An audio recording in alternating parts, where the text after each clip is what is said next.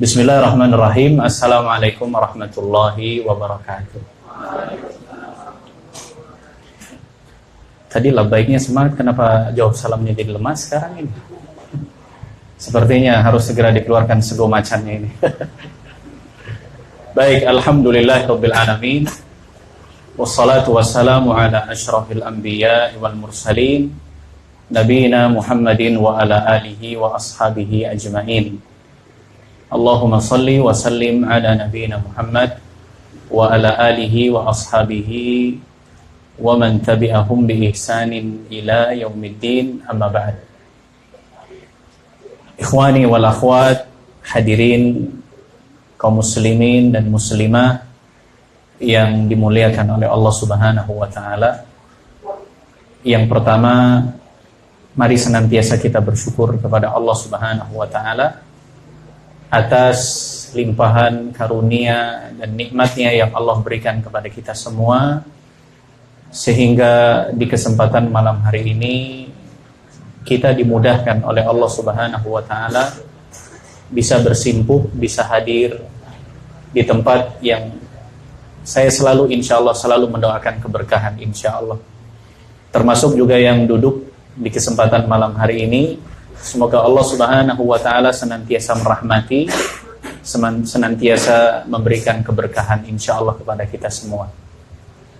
Di awal tadi, ikhwan akhwat sekalian, saya mengajak untuk banyak bersyukur. Karena apa? Tidak ada sifat yang paling istimewa yang melekat di dalam diri seorang mukmin. Salah satunya adalah mukmin yang senantiasa bersyukur. Makanya Nabi SAW mengatakan di dalam hadisnya bahwa di antara ciri orang yang beriman itu adalah yang bersyukur. Wa in asabathu sarra'u syakara. Kalau diberikan kepadanya sesuatu yang menyenangkan, sesuatu yang membahagiakan. Saya tanya kepada antum semua, antum duduk di sini bahagia tidak? Hah? Kalau tidak bahagia silakan pulang. Antum duduk di sini bahagia? Yang akhwat, antum duduk di sini bahagia? Kenapa ada insyaallah-nya? Ya.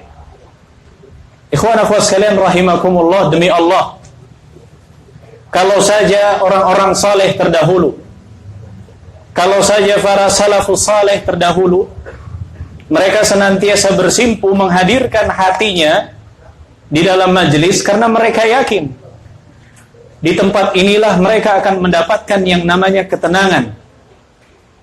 Di tempat seperti inilah mereka akan senantiasa mendapatkan yang namanya kebahagiaan. Dan di tempat inilah seseorang bisa mendapatkan yang namanya hati. Oleh sebab itu, kata para ulama kita, carilah hati kalian itu di 3 tempat. Yang pertama, ketika kalian bercengkrama dengan firman Allah Subhanahu wa taala. Ketika ada di antara kalian membuka ayat-ayat Allah Subhanahu wa taala lantas kemudian melantunkan ayat tersebut, kemudian membaca firman Allah Subhanahu wa taala, dan pada saat itu hadir hati kalian, maka disitulah di antara tempat yang pertama kalian bisa mencari hati kalian. Itulah yang dikatakan oleh Allah Subhanahu wa taala di permulaan awal-awal surat Al-Anfal. Innamal mu'minuna alladzina idza dzukirallahu wajilat qulubuhum wa idza tuliyat 'alaihim ayatuhu zadatuhum imana.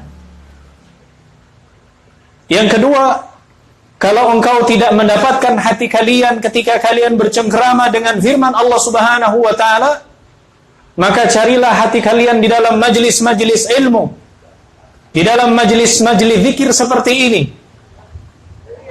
Sebagaimana para orang-orang saleh terdahulu, mereka menjadikan sarana, menjadikan wasail duduk bersimpu di dalam majlis ilmu adalah salah satu sarana untuk mendapatkan agar Allah Subhanahu wa taala menurunkan as-sakinah.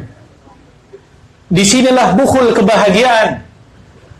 Disinilah kunci-kunci bagian dari kebahagiaan yang Allah akan turunkan. Sebagaimana kata Nabi SAW, wa nazalat alaihimus sakinah, Allah akan turunkan di dalamnya ketenangan. Maka ikhwan akhwat sekalian, kalau ada di antara kalian yang kemudian aktivitas harinya mendapatkan kegelisahan, mendapatkan kegalauan, dihadapkan permasalahan, maka carilah yang pertama kali majelis ilmu di mana. Carilah yang pertama kali di mana majelis yang di dalamnya menyebut-nyebut nama Allah Subhanahu wa taala, yang di dalamnya menyebut-nyebut hadis Nabi sallallahu alaihi wasallam. Masuklah kalian di dalamnya, niscaya kalian akan mendapatkan hati kalian. Namun kalau tidak, ikhwan akhwat sekalian rahimakumullah, kata para ulama kita,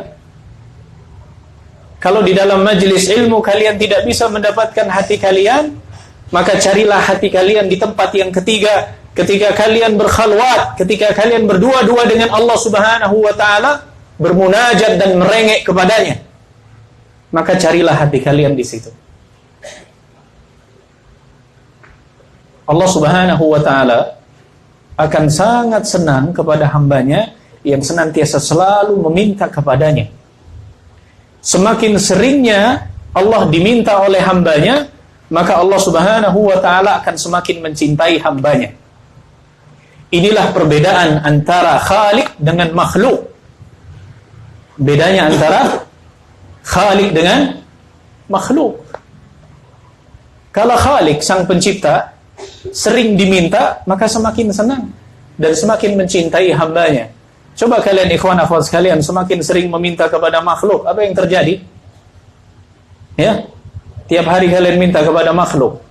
Jangan lupa besok dijajanin. Lusanya lagi, kalau ketemu jangan lupa jajanin lagi. Hari ketiga, jangan lupa jadwalnya traktir. Apa yang terjadi? Bisa marah, bisa kecewa. Tapi kalau kalian sering meminta kepada sang Khaliq, maka Allah Subhanahu wa ta'ala akan semakin mencintainya. Namun, ikhwan akhwat sekalian, kalau ternyata di 3 tempat ini kalian tidak bisa mendapatkan hati kalian, yang pertama ketika kalian sedang membaca Al-Quran, susah juga mendapatkan hati kalian di situ. Yang kedua, ketika berada di pengajian, ketika berada di majelis ilmu, ketika bersimpuh seperti ini, susah juga dapat hati kalian. Yang ketiga, ketika kalian berdua-duaan dengan Allah Subhanahu wa ta'ala, ketika kalian merengek kepada Allah, ketika kalian bermunajat kepada Allah, ternyata kalian tidak dapatkan hati kalian juga, maka ikhwan akhwat sekalian, seriuslah berdoa kepada Allah Subhanahu wa ta'ala agar Allah memberikan hati kepada kalian, karena sesungguhnya kalian tidak memiliki hati. Inna lillahi wa inna ilaihi raji'un. Jangan seperti itu ikhwan akhwat sekalian. Perkataan tersebutlah yang dikatakan oleh Al-Imam Ibnul Qayyim di dalam kitabnya Al-Fawaid. Kalau ternyata di 3 tempat tersebut kita nggak bisa mencari hati kita, nggak tahu hati kita di mana, di 3 tempat lagi nggak bisa kita rasakan letak posisi hati kita, maka seriuslah kalian berdoa kepada Allah Subhanahu wa ta'ala. Mintalah agar Allah berikan hati kepada kita, sesungguhnya kita nggak punya hati. Ini sudah musibah yang terbesar. Kalau sampai kemudian kita merengek kepada Allah Subhanahu wa ta'ala, sampai agar Allah memberikan hati kepada kita semua. Ikhwan akhwat sekalian, syabab, mana suaranya ini? Syabab. Nah, ini baru kode etik yang pertama, nanti yang kedua. Ya, ini di depan saya ada kantong kresek. Tahu isinya apa? Hah? Door prize? Ternyata jawabannya salah ya. Terlalu berhusnudzan. Ikhwan, ada yang tahu ini dalam kresek apa? Ya. Kalau yang benar jawabannya berarti tukang sihir. Ya. Apa kira-kira di dalamnya ini? Hah? Surat keterangan pajak, kwitansi habis jual beli transaksi, atau kemudian faturah. Ya, ini dalamnya ada sedikit hadiah. Ya. Saya kasih tahu aja ya, nanti di sesi terakhir Setelah antum pulang, saya akan berikan pertanyaan. Ya, yang bisa jawab maka saya akan berikan hadiah insyaallah. Siap akhwat?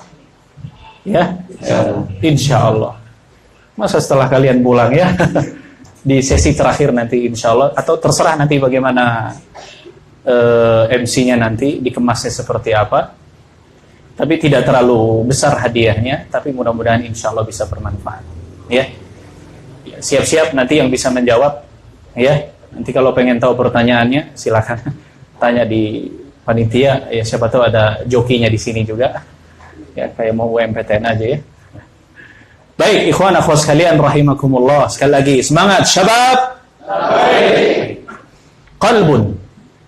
Kita bicara hati ya. Sekarang dalam bahasa Arab hati itu sering disebut sebagai qalbun. Kata para ulama bahasa, dia berasal dari kata inqilab, atau memiliki sifat yang inqalaba, yang selalu terbulak-balik. Dan memang itulah karakter yang namanya hati. Jadi hati, tapi saya perlu yakinkan dulu ini yang hadir ikhwan akhwat sekalian ya. Coba dicek di dalam diri kita, benar-benar ada hati atau tidak ini? Ada tidak? Gak usah dipegang, dirasakan saja. Ada hatinya? Ikhwan, ada hati kalian? Yang keras jawab ada? Yang akhwat, coba dicek. Ada hati kalian? Ada hati kalian? Kondisinya sedang apa sekarang hatinya? Ambiar apa amburadul? Jangan ya, jangan. Ikhwan, hati kalian kondisinya lagi apa? Tidak stabil, tidak balance. Ya, berarti harus kebawa ke spuring ini ya, kalau tidak balance ya, biar kemudian biar balancing. Baik, ikhwan, ada hati kalian? Baik, kita bicara muqaddimah dulu. Hati, qalbun, punya sifat yang namanya inqalab, ya, berbulak-balik. Kalau di dalam hadis kata Nabi SAW bahwa hati manusia itu di antara dua jemari Allah Subhanahu wa taala. Artinya, may yahdillahu fahuwal muhtad wa may yudlil falan tajid lahu waliyan mursyida. Barang siapa, karena hati kita ini di antara dua jemari Allah Subhanahu wa taala, maka barang siapa yang Allah berikan petunjuk kepada hati seorang hamba, maka enggak akan kemana-mana itu yang namanya hidayah. Dan tidak ada satupun yang bisa kemudian menyesatkannya. Sebaliknya, kalau kemudian Allah telah gelincirkan hati manusia, kalau Allah kehendaki kemudian membalikkan hati manusia, maka tidak ada yang bisa memberikan petunjuk melainkan Allah Subhanahu wa taala. Makanya ikhwan akhwat sekalian rahimakumullah, kenapa Nabi SAW di dalam sujudnya selalu memohon kepada Allah Subhanahu wa taala doa yang kita hafal, ya muqallibal qulub tsabbit qalbi ala dinika. Ya Rabb yang membolak-balikkan hati manusia, sabatkanlah, tetapkanlah hati ini di dalam agamamu. Kalau yang belum hafal itu doanya dihafal itu. Baca ketika waktu sujud, baca di waktu-waktu yang paling terbaik. Karena ikhwan akhwat sekalian, kita nggak tahu yang namanya kondisi hati kita, karena di antara dua jemari Allah Subhanahu wa taala. Kalau kemudian Allah menghendaki hati kita senantiasa berjalan lurus di jalan Allah Subhanahu wa taala, maka alhamdulillah. Cuman masalahnya kalau lantas kemudian Allah Subhanahu wa taala menggulirkan hati kita, wal iyadu billah, tergelincir sampai menjadikan diri kita ghaflah, sampai menjadikan diri kita jauh sinyalnya dari Allah Subhanahu wa taala, sampai kemudian jarangnya lisan kita untuk kemudian menyebut-nyebut namanya, sampai kemudian kita melupakan Allah Subhanahu wa taala, Rabb yang menciptakan fisik kita beserta dengan dalamnya. Ini bahaya. Bahaya. Oleh sebab itu, tidak heran para orang-orang saleh terdahulu, mereka sebelum memulai yang namanya menuntut ilmu syar'i, ada di antara mereka yang belajar untuk membenahi hatinya itu lebih dari 20 tahun. Ada di antara mereka yang belajar untuk kemudian membenahi hatinya menghabiskan waktu 40 tahun. Ini permasalahan hati bukan permasalahan yang ringan. Permasalahan yang perlu diperhatikan. Kenapa ikhwan akhwat sekalian rahimakumullah? Letak keikhlasan di mana? Hati. Yang menjadikan amal kita berkualitas ataupun tidak berkualitas di mana sumbernya? Hati. Yang menjadikan kita ridha atau tidak ridha di mana bermuara? Hati. Menjadikan kita orang yang sabar atau yang tidak sabar kembali kepada hati. Mudah dan beratnya menjalankan ketaatan bergantung kepada hati. Semuanya. Maka diibaratkan bahwa hati itu adalah sebagai pemimpin bagi jasad kita semua. Benar kata Nabi SAW dalam hadis yang kita hafal semua, ala inna fil jasadi mudghah fa idza salahat salahal jasadu kullu wa idza fasadat fasadal jasadu kullu ala wahiyal qalb. Kata Nabi SAW, ketahuilah bahwasanya di dalam jasad manusia itu ada segumpal daging. Apabila segumpal daging itu baik, maka seluruh jasad yang lainnya akan baik. Apabila segumpal daging itu rusak, maka seluruh jasad yang lainnya juga akan rusak. Ketahuilah bahwa segumpal daging itu adalah hati. Syabab, syabab, akhwat, mana suaranya? Syabab, masya Allah. Harus dikasih sego macan ini dua porsi kayaknya ya, biar lebih semangat. Nah, saya sampai sekarang bertanya, kenapa ada sego macan? Apa bedanya dengan sego kucing? Karena kalau sego kucing kurang kenyang. Kalau sego macan? Sangat kenyang. Oh, iya. Kurang juga sih. Berarti kalau kurang kenyang keterlaluan berarti itu, ya. Berarti tergantung body ya. Iya. Iya. Memang begitu ya, ketika disebutkan hadis Nabi itu apa? Rumusannya kalau kita mengkonsumsi itu thulus ya. Sepertiga untuk makan, sepertiga untuk minum, sepertiga untuk bernafas. Ketika saya sampaikan hadis ini, tiba-tiba ada yang nyeletuk, Ustaz, ya sesuai body lah sepertiganya. Ya, sepertiganya beda-beda ya. Tapi insya Allah kalau di sini sama semua ya. Insya Allah mudah-mudahan ya. Kalaupun masih kekurangan ya bilang panitia di belakang ya. Baik, ikhwan akhwat sekalian rahimakumullah, hati. Kembali ke hati. Kalau tadi disebutkan bahwasanya hati punya sifat yang berbolak-balik, sehingga indikasi baiknya seseorang itu dari segala hal itu semuanya bergantung kepada hati. Ibadah, kalau kita mau jadi ibadah yang sempurna, maka pasti ini ada hubungannya dengan hati. Seseorang yang memiliki akidah yang salimah, akidah yang selamat, maka pasti punya hubungan erat dengan hati. Seseorang punya akhlak yang bagus, pasti hubungannya dengan hati. Seseorang bisa bermuamalah dengan baik, maka pasti dihubungkan dengan hati. Maka kembali tadi ke hadis Nabi SAW, maka benar kalau Nabi sampai mengatakan demikian. Sehingga kami sampaikan di awal tadi, bahwasanya urusan hati ini bukan urusan yang ringan, urusan yang berat. Ikhwan akhwat sekalian rahimakumullah, bukan perkara yang sepele, tapi perkara yang berat. Makanya wajar para ulama senantiasa selalu belajar untuk kemudian bagaimana membenahi hati mereka.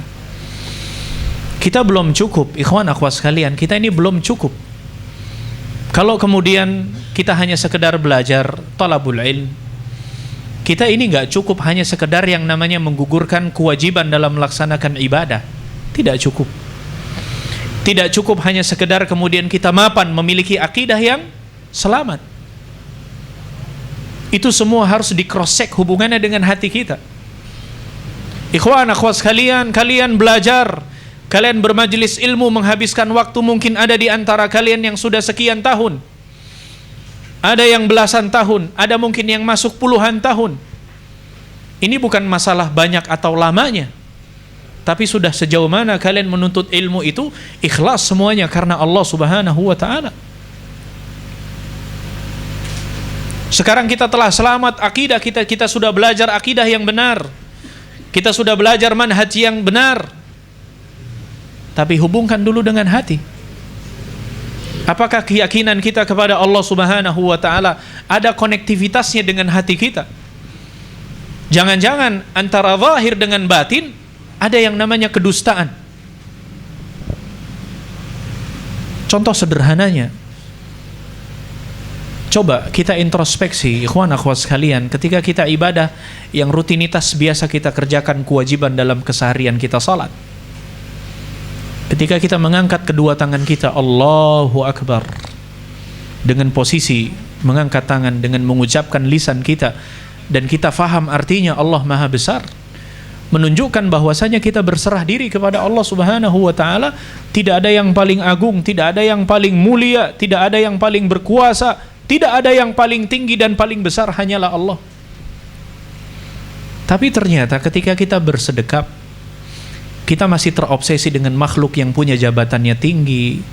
Kita masih terobsesi dengan makhluk yang punya kekayaan luar biasa. Kita masih terobsesi dengan makhluk yang kemudian bisnisnya sukses. Kita masih terobsesi dengan kemudian makhluk yang dari sisi keduniaannya terpenuhi. Maka ternyata hati kita ini mendustakan apa yang kita ucapkan. Makanya wajar kalau kemudian ada di antara sebagian manusia yang terkadang sholatnya tidak berkualitas. Karena dari awalnya saja Allahu Akbar, kita bukan menjadikan Allah Subhanahu wa taala satu-satunya Rabb yang besar. Ternyata ada di sisi lain yang lebih besar. Ada yang kemudian kita lebih terobsesi ke sana dibandingkan kita harus berinqiyat, bergantung kepada Allah Subhanahu wa taala. Contoh sederhananya, dalam berakhlak, bagaimana menjadi seorang muslim yang bersabar, bagaimana menjadi seorang muslim yang bertawakal kepada Allah, bagaimana menjadi seorang muslim yang latif, yang hanif. Itu semua punya hubungannya dengan hati. Iya. Sekalibernya Umar bin Khattab radhiyallahu an. Siapa yang pernah baca sejarahnya beliau? Beliau dikenal dari sisi karakter yang cukup disiplin dan keras. Sampai ketika masuk dirinya ke dalam agama Islam, ketika sampai datang kabar kepada dirinya bahwa Nabi SAW wafat, sampai beliau belum mempercayai kalau nabinya sudah meninggal dunia. Karakter yang masih ada di dalam dirinya mengatakan dengan mengacungkan pedangnya, siapa yang mengatakan Muhammad telah wafat, maka saya akan penggal itu lehernya. Bukan karena emosi, tapi karena dekatnya beliau. Apakah dikatakan Umar tidak memiliki akhlak? Siapa yang berani bilang demikian? Tapi ternyata diluluhkan hatinya dengan sahabat yang mulia Abu Bakar As-Siddiq radhiyallahu an. Naiklah beliau di atas mimbarnya. Man ya'budu Muhammadun fa innahu qad tufiya. Barang siapa yang menyembah Muhammad, ketahuilah sesungguhnya dia telah wafat. Wa man ya'budu Rabbu Muhammad fa innahu hayyun la yamut. Barang siapa yang menyembah Tuhannya Muhammad, ketahuilah sesungguhnya dia maha hidup dan tidak akan pernah mati. Ini bahasa sederhana, tapi yang bisa meluluhkan hatinya Umar bin Khattab radhiyallahu anhu. Sudah sampaikah hati kita ke sana? Ikhwan akhwat sekalian rahimakumullah, ketika ada orang yang kita cintai lantas kemudian lebih dahulu dipanggil oleh Allah Subhanahu wa taala, ketika ada orang yang paling kita cintai di dunia ternyata diambil oleh pemiliknya, bisakah kita kemudian langsung hati kita menerima? Ini butuh yang namanya metode di dalam rangka untuk membersihkan hati kita semua. Sudah adzan Isya. Lanjut Bada Isya. Artinya berhenti dulu, ya.